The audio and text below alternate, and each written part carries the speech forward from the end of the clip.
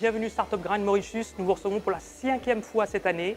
Cette fois-ci, exceptionnellement, nous recevons un spécialiste du gros hacking venu de France, à l'île Maurice, pour nous parler du gros hacking. Nous allons connaître les outils et les différentes méthodes. Ne bougez pas, c'est tout de suite. Je suis ravi de recevoir Jérémy Goileau. Jérémy Goileau est un expert en gros hacking et l'un des experts qui a commencé le gros hacking il y a plusieurs années. Et donc, j'ai un peu travaillé avec lui aujourd'hui. J'ai eu la chance d'apprendre pas mal de choses. Et donc, Jérémy, est-ce que tu peux te présenter? Oui, bien sûr. Donc moi, c'est Jérémy, j'ai 23 ans, je travaille pour la société Spendesk. Donc on est basé à Paris et je travaille avec Aurélien et Vincent qui sont au fond avec les appareils photo comme des groupies qui sont aussi dans la team grosse. Mon parcours, donc j'ai vendu mon premier site internet, je pense à 14 ans, on en discutait à midi. Et après, j'ai rejoint un peu les grosses boîtes où je ne savais pas vraiment ce qu'on voulait faire comme tous les étudiants quand on est en école de commerce. J'ai fait des stages dans des grosses entreprises et après j'ai découvert tout ce qui était le milieu des startups. Je suis parti à San Francisco et je suis rentré en France il y a 2 ans. J'ai rejoint eFounders qui est un startup studio, donc c'est une startup qui crée des startups. Et du coup, j'ai rejoint l'aventure Spendesk au tout début où on n'était que 5 et aujourd'hui on est 50 dans l'aventure. D'accord. Donc, spécialiste du gros hacking, tu peux nous dire qu'est-ce que c'est que le gros hacking? Ouais. Donc c'est un peu un mot très tendance, on va dire aujourd'hui. Pour moi, le gros hacking, c'est avant tout un état d'esprit. Donc c'est de se dire comment on peut faire les choses différemment. Après, dans le gros hacking, il y a quand même le mot growth qui signifie croissance. Donc il faut garder en tête qu'on est là pour ramener du cash à la boîte et créer de la croissance pour la boîte. Donc dans les boîtes de logiciels comme nous, ça va être du cash, du nouveau revenu. Dans les boîtes un peu plus comme le social media, comme chez Facebook, ça va être le nombre d'utilisateurs. Donc c'est vraiment lié à un métrique à la clé pour se dire on va créer de la croissance, on va chaque semaine avoir les chiffres en vert avec un plus et plus il y a de chiffres derrière la virgule, mieux c'est. Donc voilà, sur l'état d'esprit. Après, aujourd'hui, donc au-delà de l'état d'esprit, c'est assimilé à des techniques et des méthodes. Donc il y a beaucoup d'outils, beaucoup de méthodes qu'on utilise au quotidien pour créer cette croissance. Il y a des exemples assez célèbres, je pense qu'on l'a tous déjà vu. C'était au tout début quand l'iPhone est arrivé, quand on envoyait un mail par iPhone, il y avait écrit « Envoyé depuis mon iPhone ». Donc ça peut être considéré comme du gros hacking. Un développeur chez Apple qui s'est dit attends, comment on va faire pour montrer aux gens qu'ils ont un iPhone?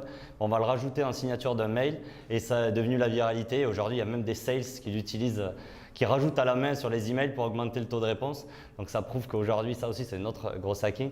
Et après, un deuxième exemple que j'aime bien, c'est une société de taxi aux États-Unis qui s'appelle Lyft, donc qui est un concurrent d'Uber où tout le monde utilisait Uber et personne ne connaissait Lyft, qui avait rajouté des moustaches violettes à l'avant des voitures.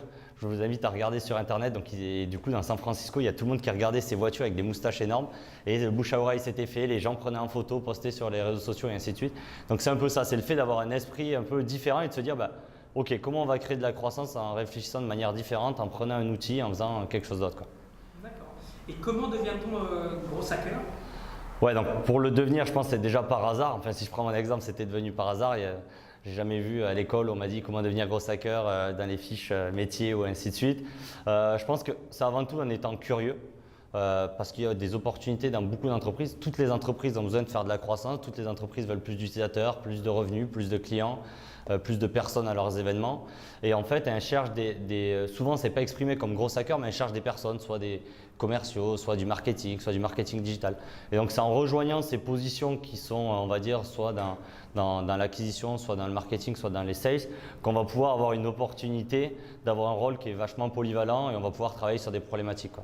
Donc pour le devenir, je pense qu'il faut être curieux, assez débrouillard et s'entraîner et aussi découvrir, ne pas hésiter à lire beaucoup de choses sur le sujet. Mais après, c'est vraiment rejoindre une entreprise et le faire pour de vrai, quoi. Donc c'est de se dire, attends, il y a quelle métrique, combien je dois ramener d'utilisateurs ce mois-ci, combien je dois ramener de personnes au prochain Startup Grind et comment on peut faire pour ramener ces personnes-là. Donc c'est rejoindre une entreprise avec. Pour toi, est-ce que c'est un vrai métier ou c'est un métier à devenir? Pour moi, c'est un vrai métier. Je suis payé tous les mois, eux aussi, au fond de la salle. Donc je pense que c'est un vrai métier. Après, le mot gros hacker, je pense que c'est devenu plus une discipline. Donc par exemple, chez Spendesk, on a une équipe qui s'appelle la Growth Team. Notre petit surnom, c'est la Team Rocket en interne. Et on est considéré comme les autres équipes, donc comme le marketing, comme l'équipe tech, comme l'équipe produit, comme l'équipe finance. On est considéré comme une équipe telle quelle. On a différents métiers au sein de la Growth Team. Donc on va avoir des développeurs, front-end, back-end. On va avoir des personnes plus spécialisées en data. On va avoir des personnes spécialisées en tout ce qui est acquisition payante, en AdWords, Facebook Ads, et d'autres personnes plus en marketing. Donc en fait, il y a beaucoup de profils. On peut tous individuellement être considérés comme des gros hackers, mais on va être plus de métiers là-dessus. Et aujourd'hui, c'est devenu un peu tendance de dire le métier de gros hacker. On cherche tous le mouton à 5 pattes, le mec qui est capable de me faire un site web, d'updater mon WordPress et de ramener 1000 personnes à l'événement. Mais en fait, il y a des personnes qui peuvent le faire, on peut tous le faire, mais à terme, c'est se spécialiser pour…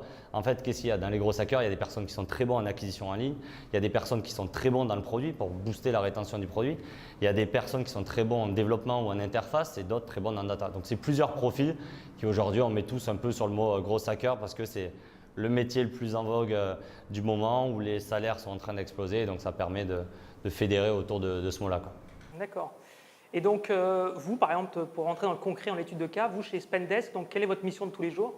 Ouais, donc nous, notre rôle de la team chez Spendesk aujourd'hui, on a une mission qui est d'être le bras armé de la team business. Donc la team business, ça va être tout ce qui est marketing, qui est équipe commerciale et qui est équipe customer success.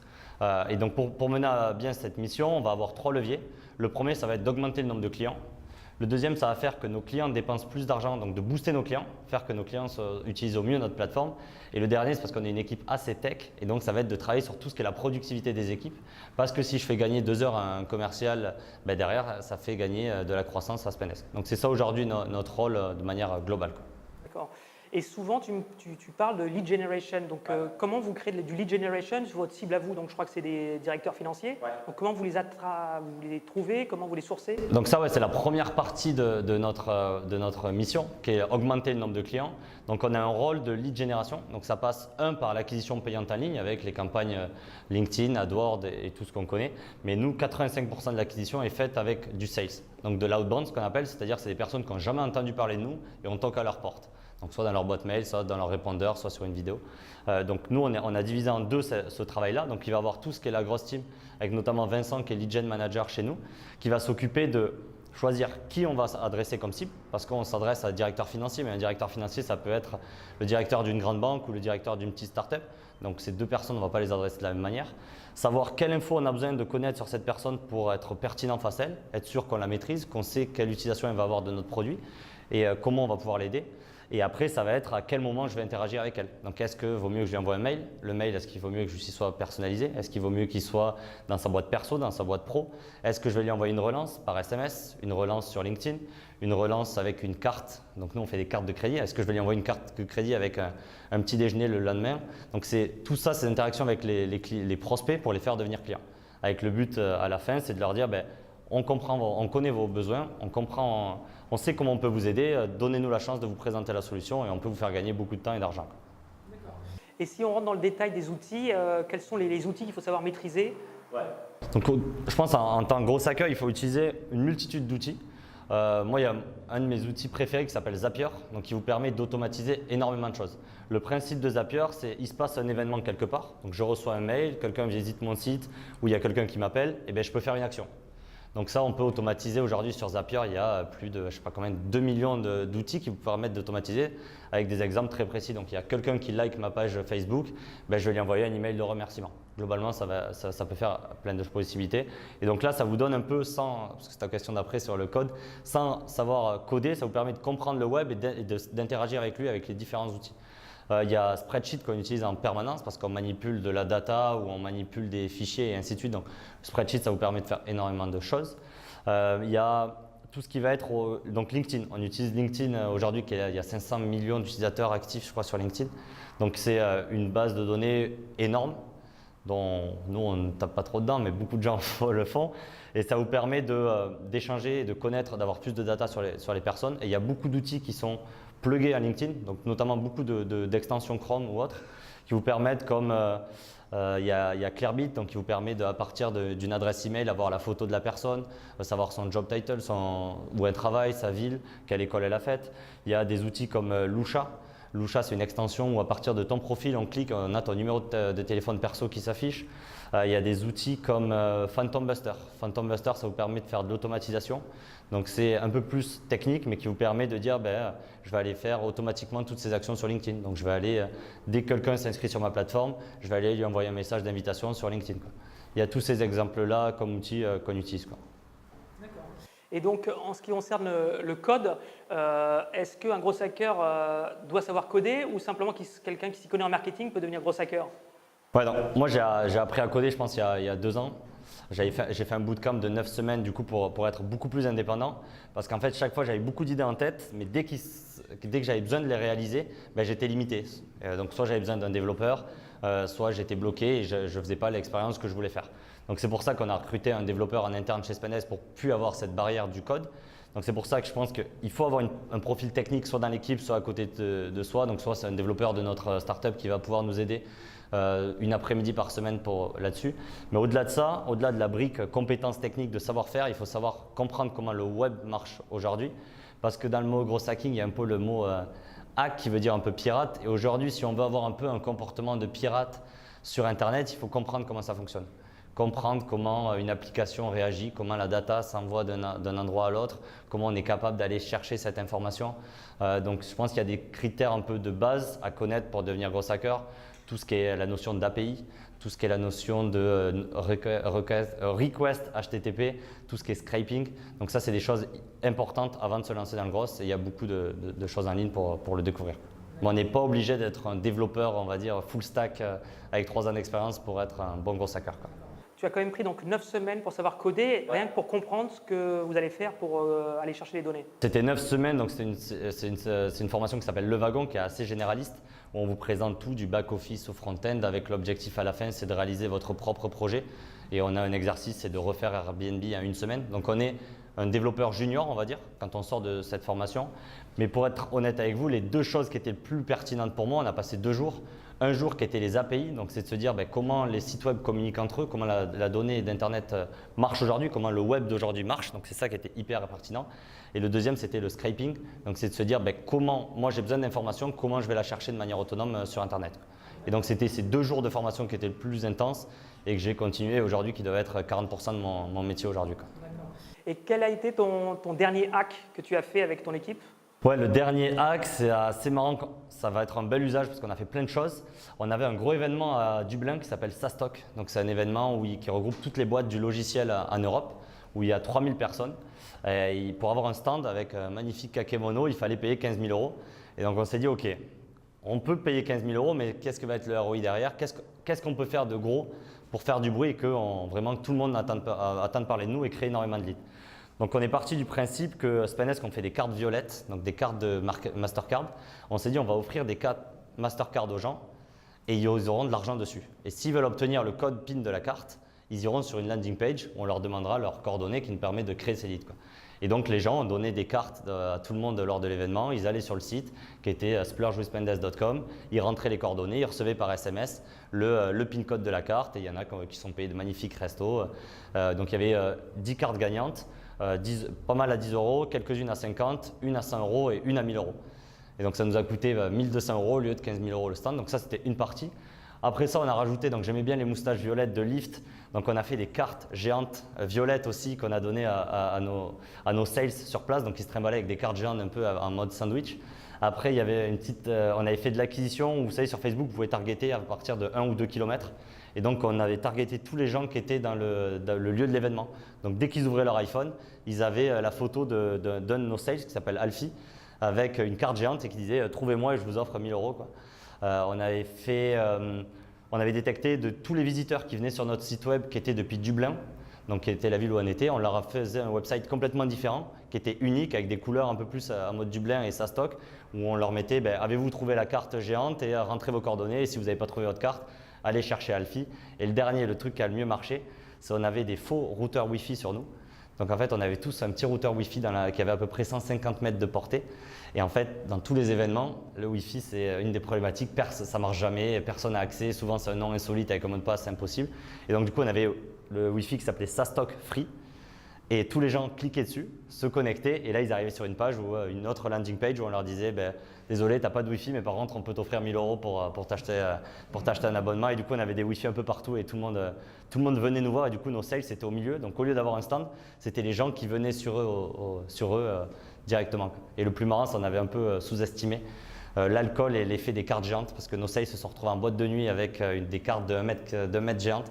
Et donc il y a eu des photos assez insolites de personnalité dans le SaaS avec. Je vois que vous êtes plein d'idées, ça il suffit d'un événement pour générer 10 idées. Ouais. Donc par an, vous générez combien d'idées? Et donc c'est une stratégie de Spendesk Ouais, en fait, la stratégie de Spendesk, ça a été de mettre des personnes créatives. Et je pense que tous les gros hackers, ça reste des personnes créatives. Donc c'est d'avoir ces idées et de mettre les ressources, parce que c'est bien d'avoir des idées, mais il faut les réaliser derrière. Et donc c'est pour ça qu'on a fait un effort de créer une team qui a beaucoup d'idées, et avec surtout les ressources pour les réaliser. Après, on a énormément d'idées à l'heure ou à la seconde, je ne sais pas ce que c'est. On a énormément d'idées, mais aussi la force, c'est qu'on utilise l'idée des autres. Donc que ça soit l'idée de, par exemple, nos sales, nos marketing, nos développeurs, n'importe qui en fait dans une entreprise a énormément d'idées, que ce soit le CEO, au stagiaire, tout le monde va avoir des idées. Et en fait, c'est de prendre ces idées-là, d'en faire quelque chose de plus gros, quoi. Donc par exemple, on avait un but, c'était de créer des leads lors de ce salon. Il y avait 1 million de choses à faire. Il y avait Aurélien qui avait regardé une série et qui avait vu qu'il y avait des faux routeurs Wi-Fi. Ça s'appelle Silicon Valley, je crois que c'est l'épisode 4 de la saison 5 où il faut un faux routeur Wi-Fi. Il y avait la carte géante, en fait, on en pensait aux hommes sandwich, on s'est dit mais ça va être énorme. Enfin, il y avait 1 million de choses et on met tout dans ça pour un seul objectif qui est créer du lead lors de cet événement. Et si vous pouvez regarder après, il y a tout le monde a partagé, a tweeté sur nous, a pris des photos géantes avec l'iPhone. Les gagnants, il y en a un qui a mis la photo de son resto, qui s'était payé un des plus beaux restos de Dublin. Donc voilà, ça a créé une viralité derrière avec un vrai succès, quoi. Et souvent, quand on parle de gros hacking, il y a hacking dedans. Ouais. On dit est-ce que c'est légal ou parfois il y a des gens qui sont borderline en faisant des choses qui sont un peu borderline? Ouais. Moi, je suis un peu du côté vraiment hacking du terme, donc moi, je regarde jamais ce qui est légal ou pas. Je pense après on trouvera, parce que de toute façon la loi elle change tellement, surtout avec on n'est pas en Europe donc on peut parler de la GDPR et ainsi de suite. Nous ce qu'on regarde en fait au-delà de est-ce que c'est légal ou est-ce que c'est pas légal, c'est est-ce que c'est moral. C'est est-ce qu'on assume de faire la chose. Est-ce que j'assume de faire une page Wi-Fi? Oui. Est-ce que derrière je fais une fausse page Wi-Fi où je leur dis pas et je récupère leurs données du téléphone? Non. Donc en fait ça va être là la morale, c'est de se dire qui on est, quelle est l'éthique et est-ce que si moi je me sens faire de le faire, que ça soit légal ou pas légal, je m'en fous, tant que ça respecte ce que j'ai envie de faire. Donc tout ce qu'on regarde, on regarde plus, on se met à la place de la personne de l'autre côté. Typiquement, on a tous reçu des mails automatisés où il y a même une faute sur notre prénom, où il n'y a même pas notre prénom, il y a écrit mettre un prénom ou je sais pas quoi. Et donc ça, c'est peut-être légal, mais moi, je ne tolère pas ça. Et donc du coup, c'est de se mettre aussi à la place de la personne de l'autre côté, de recevoir une carte et de mettre ses coordonnées en ligne pour gagner 1 000 €. Ouais, je l'aurais fait et je pense que c'est moral. Et je crois que si on peut, je crois que c'était illégal de donner de l'argent aux gens. Comme ça. Donc légalement, je pense qu'on était border, quoi. On est souvent un peu border, quoi. Ok, très bien. Et alors maintenant, qui sont les entreprises qui embauchent des gros hackers? Toutes les entreprises qui ont des problématiques de croissance. Donc c'est beaucoup d'entreprises. Après, ça va être, pour restreindre un peu, ça va être toutes les entreprises qui sont, on va dire, tech-friendly ou dans le digital. Parce qu'aujourd'hui, un gros hacker, il ne peut pas travailler chez ArcelorMittal et augmenter et gagner 3-4 appels d'offres cette année. Par contre, il peut aider une petite société qui se lance à vérifier si son produit a un marché ou pas un marché, à trouver quelle est sa cible. Il peut aider un site e-commerce à B-tester sa page et à gagner, à faire 20 ventes de plus par jour.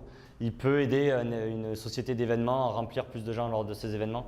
Donc c'est vraiment, comme il va jouer avec tout ce qui est Internet, ça va être toutes les entreprises qui sont tech-friendly ou digital-friendly, mais ça peut aller de la société de taxi aux événements, quoi. Donc c'est assez vaste. Donc beaucoup d'entreprises et c'est pour ça qu'il y a énormément d'offres d'emploi autour du gros hacking. Donc soit, comme je vous l'ai dit, dans d'autres métiers, mais sinon autour du gros hacking, quoi. Maintenant, pourquoi vous êtes à Maurice? Parce qu'en plus, vous restez longtemps à Maurice. On vous a vu travailler de la piscine hier. Donc, du coup, je pensais que vous avez plein de rendez-vous. Et vous m'avez dit, vous êtes arrivé aujourd'hui au bureau. Vous m'avez dit, Nicolas, on est toute la journée avec toi. Donc dites-nous un peu plus sur ce que vous faites à Maurice. Ouais, j'ai fait un petit post LinkedIn. On a mis une photo de nous avec les ordis dans la piscine pour un peu… parce que j'annonçais à mon boss que je partais à l'île Maurice.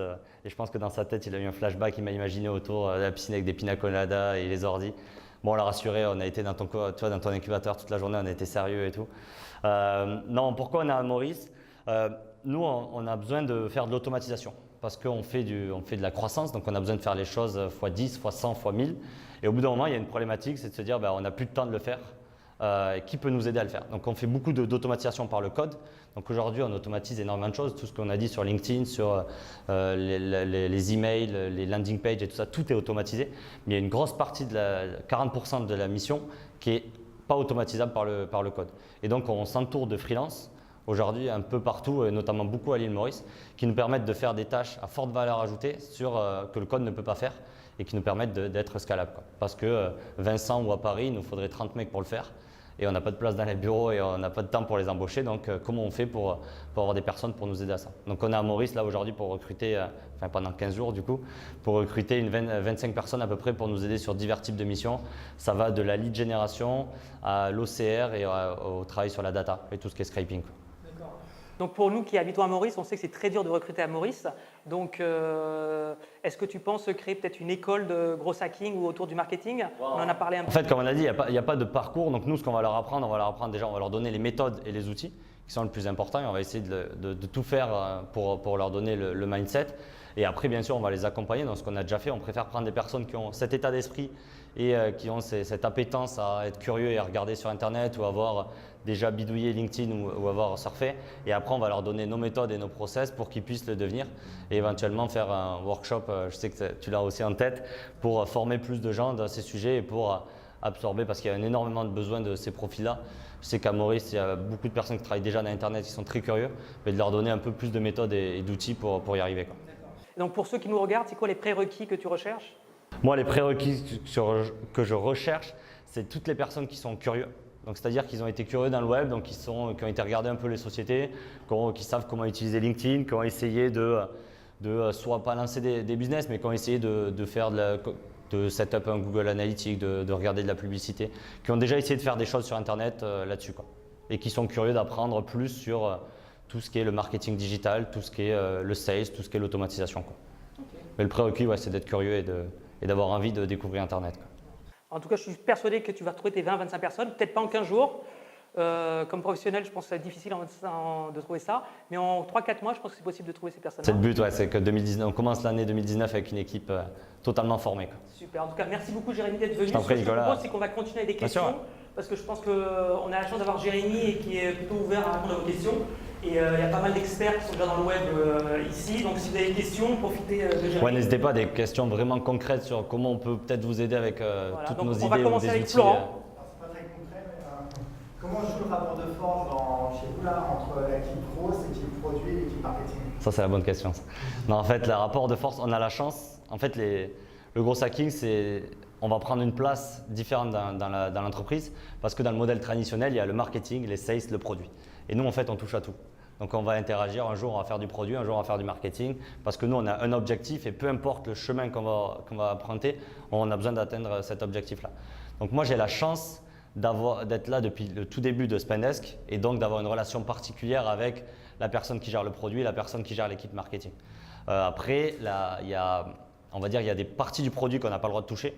C'est des parties très sensibles, tout ce qui est lié au paiement. Donc nous, on est dans le paiement. Donc si je casse quelque chose et que mes utilisateurs ne peuvent plus payer, je suis vraiment mort. Ou si quand ils exportent leurs données, elles sont fausses, là, je suis mort aussi. Donc j'ai ces parties-là, je sais que je n'ai pas le droit de toucher. Et après, c'est de la communication. Donc souvent, c'est le plus dur, mais c'est de se dire, moi, je vais travailler là-dessus et pour ça, pour ça, pour ça. Donc c'est bien communiquer et être transparent sur quoi on travaille.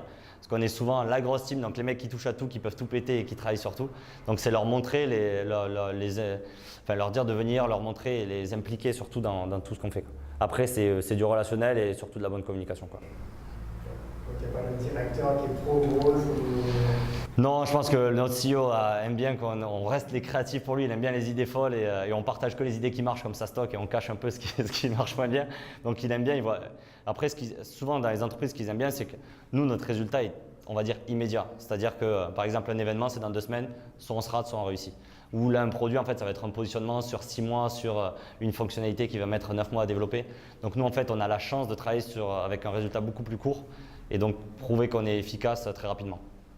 Mais après, ça peut déranger les autres personnes, notamment où typiquement, on a Aurélien qui est gros ingénieur, donc un développeur full stack, qui travaille sur un jour faire des faux routeurs Wi-Fi, le lendemain sur mettre à jour notre extension Chrome, le jour d'après travailler sur la base de données, où tu as peut-être un développeur pendant 6 mois qui va travailler sur la même fonctionnalité. Donc tu peux avoir cette frustration au niveau des autres personnes dans l'entreprise de faire un peu les magiciens qui font joujou toute la journée et qui font beaucoup de croissance, quoi. Dans le poids dans l'effectif, l'équipe grosse par rapport à l'équipe. Ouais, donc nous chez Spendesk, là on est 55 depuis lundi. Il va y avoir 15 personnes en tech. On va avoir, vous me corrigez si j'ai faux, on va avoir entre 5 personnes en product. On va avoir des personnes en design, des personnes en data. Nous, l'équipe grosse, on est 3, on passe à 8. Il y a 15 sales, il n'y a pas beaucoup de marketing, 4-5. Et après, il y a Customer Success. Et il y a combien de temps vous êtes créé? Nous, on est créé depuis juin 2016. 2016? Ouais. Ça fait 2 ans. Ça fait ans et plus de demi. 2 ans, ouais. Ça allait très très vite. Jérémy, comment tu adaptes du coup ta stratégie, notamment cold emailing, avec la RGPD française? Ouais, donc c'était à la fin. Non, c'est très bien. Donc nous en fait, la GDPR, par contre, tu vois, si on parlait de l'éthique, c'est quelque chose qui est hyper important, c'est de se dire, moi la data que les gens créent via ma plateforme, donc tout ce qui est mes données de paiement, tout ce qui est données sensibles qui nous font confiance, ça je veux pas que ça fuite sur Internet et donc ça on est vigilant là-dessus. Donc la GDPR, je pense que c'est hyper pertinent pour responsabiliser les grands acteurs, notamment Facebook ou autres, où c'était tout open bar et nos data, nos cartes de crédit circulaient en clair sur Booking et ainsi de suite. Donc je pense que je suis vachement pour la GDPR sur responsabiliser les gens qui ont de la data sensible et dire attention, c'est quand même de la data sensible, gardez-les. Donc nous on investit énormément là-dessus, donc notre data est très sécurisée.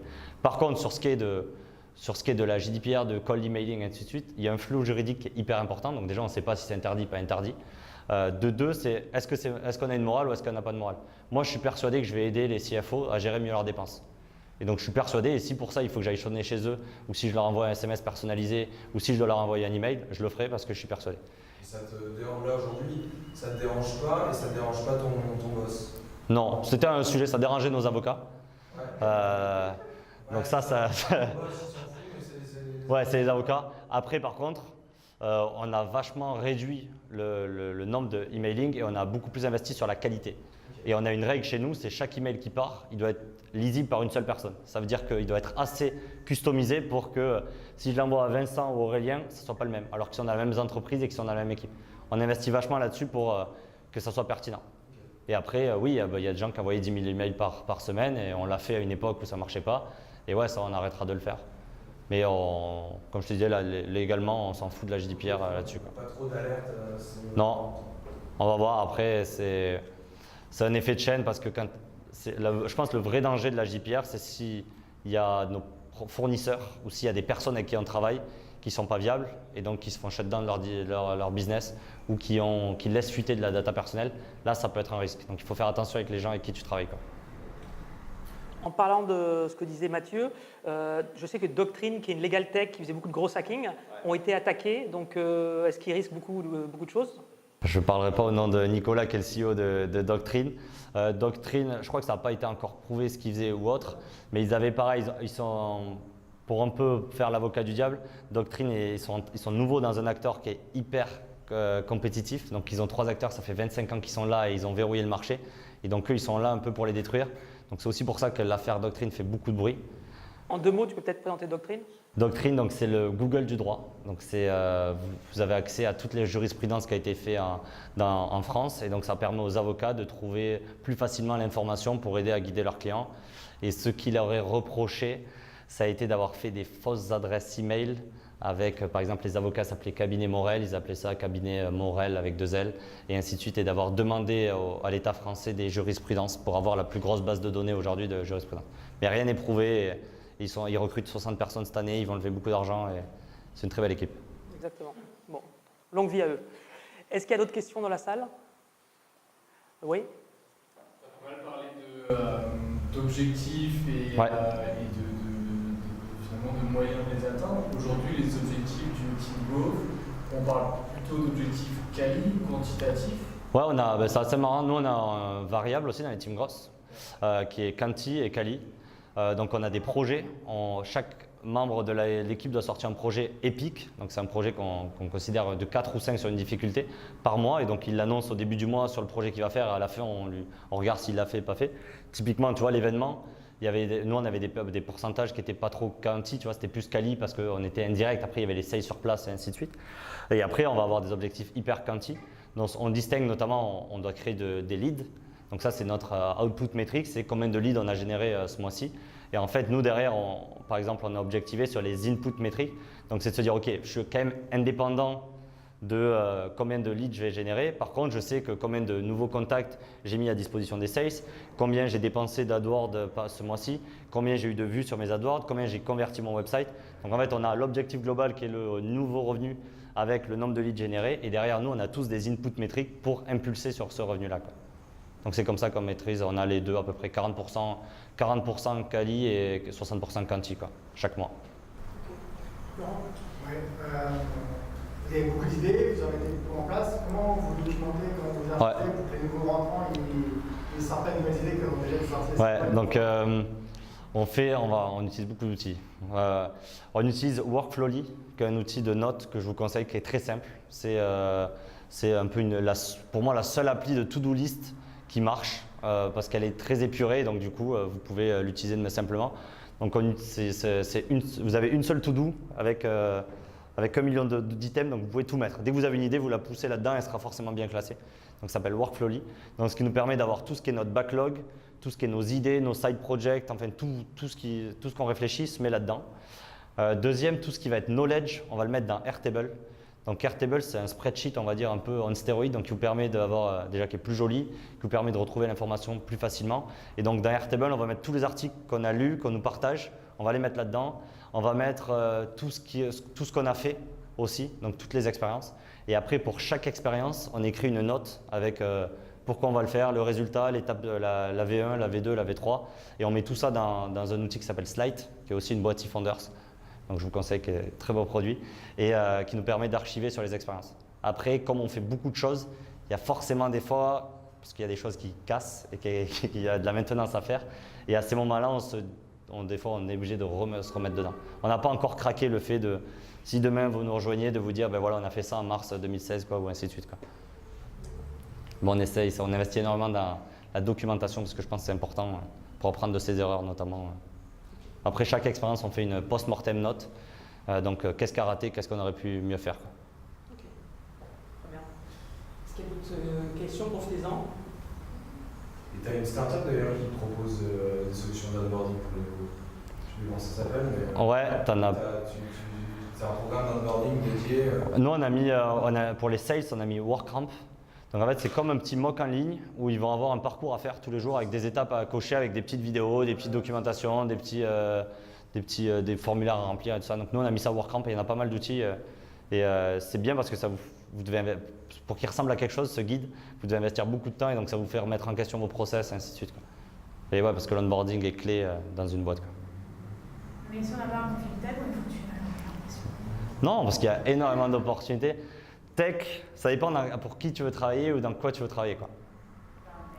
En tech, en fait, la tech, il y a plus de portes ouvertes que de postes. Enfin, il y a tellement de postes et peu de candidats que nous, on accepte énormément de former et d'absorber énormément d'autres personnes. Si moi, je crée une start-up et que j'ai envie d'avoir plein d'idées, je peux avoir plein d'idées, je pense. Mais par contre, alors impossible de... Ouais, c'est l'exécution, je suis d'accord, c'est ce que je te disais il faut avoir un profil technique aujourd'hui pour mettre vie à ses idées, même si de plus en plus on arrive à le faire de manière un peu différente. Par exemple, ce qu'on avait en tête, tu vois, sur la landing page, on aurait pu le faire sans code, tout ce qu'on a fait à SaaStock. Parce qu'en fait, on avait fait un Typeform, donc un outil de formulaire en ligne. On l'avait un peu fait joli, donc ce n'était pas une belle landing page, mais au moins ça nous permettait de récupérer les informations. On avait mis derrière un Zapier qui envoyait les SMS. Donc tu vois, tu peux toujours trouver une manière.